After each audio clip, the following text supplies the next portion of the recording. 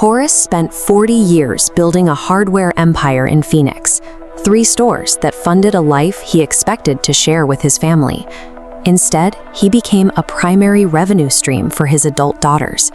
He paid $65,000 for a wedding for his eldest, Jacqueline, while his youngest, Wendy, lived rent-free in his guest house for 4 years. The first crack in this arrangement appeared on a Tuesday morning.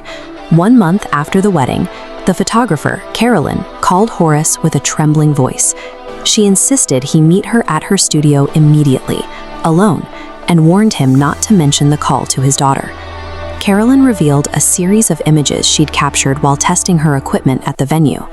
They showed Jacqueline's new husband, Samuel, in an intimate embrace with a red-haired woman. The digital metadata confirmed these photos were taken exactly 2 hours before Samuel stood at the altar to marry Horace's daughter. The woman's left hand, visible in the high-resolution shots, carried a gold and diamond wedding ring. This detail pointed to a pre-existing established relationship rather than a moment of cold feet. Samuel appeared calm and in control across every frame. For Horace, the realization was immediate. The $65,000 ceremony he had just financed was a staged event. Horace began a quiet audit of the couple's finances. At his bank, he discovered that the joint account Samuel and Jacqueline used to deposit his wedding gifts had been opened in May, 2 full months before the wedding actually took place. The account was a coordinated bypass. By insisting on cash gifts instead of a traditional registry, the couple ensured $45,000 in reception envelopes moved directly into this pre-arranged account, away from any oversight. The true scope of the plan surfaced when Horace overheard his daughters on speakerphone.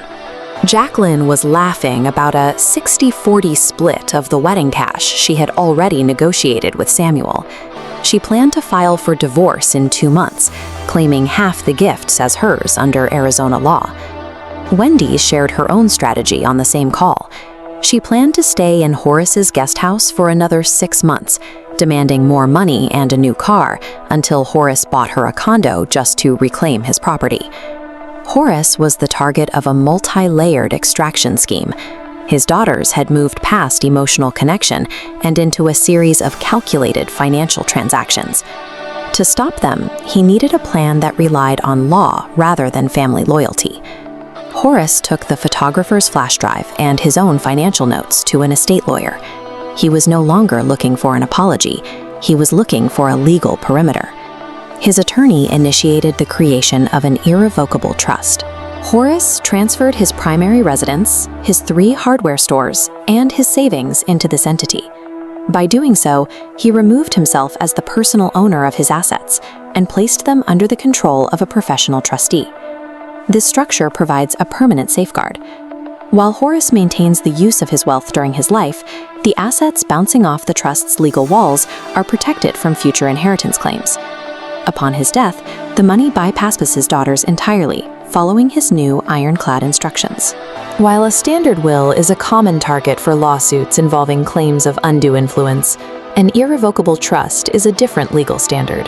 Once the transfer is complete and the creator is proven competent, the structure is nearly impossible for relatives to dismantle in court. By legally separating his name from his property, Horace removed the leverage his daughters thought they held.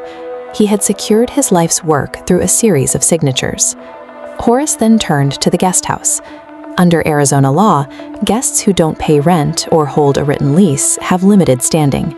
Because Wendy and her boyfriend had lived there for 4 years without a formal agreement, they were legally classified as guests who had overstayed their invitation. Horace served a formal eviction notice. This established a 30-day window for them to vacate the property. Once this legal clock starts, the homeowner's obligation ends, and the process moves toward a mandatory removal by the county sheriff. The notice stripped away the ability to use family guilt as a delay tactic. It replaced emotional debate with a documented, legal countdown. At a final family dinner, Horace placed the photos of Samuel's affair on the table. He repeated the details of the daughter's phone conversation, showing them exactly how much he knew about their plan to split the wedding money. He then informed them that his assets were protected by a trust, and that Wendy had less than a month to find a new home. For the next few weeks, the house became a site of psychological pressure. Wendy broke appliances, staged emotional breakdowns, while Jacqueline tried to bring in a psychologist to question Horace's mental state. Horace adopted a strategy of total non-engagement. He refused to argue or react to their outbursts. He simply maintained his routine, calmly waiting for the legal dates he had set to arrive. The shift in power was absolute. By relying on legal authority instead of seeking family approval, Horace made the daughter's manipulation tactics irrelevant. On the 30th day, a Maricopa County Sheriff's deputy arrived with a sense of finality. The time for requests had passed. The deputy gave Wendy and her boyfriend 2 hours to pack.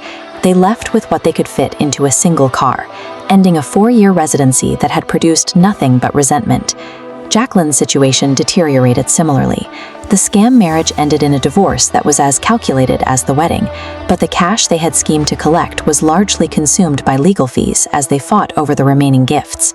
The sisters were left with the results of their own planning: mounting debt, public eviction records, and a total loss of access to their father's estate. Horace's house returned to a state of quiet. The guest house sat empty, and the constant demands for money ceased. He filled the time with interests he had postponed for decades: guitar lessons, volunteer work, and honest conversation with the photographer who had first called him. There is a common assumption that family ties require an open-ended financial commitment, regardless of the behavior of those receiving it.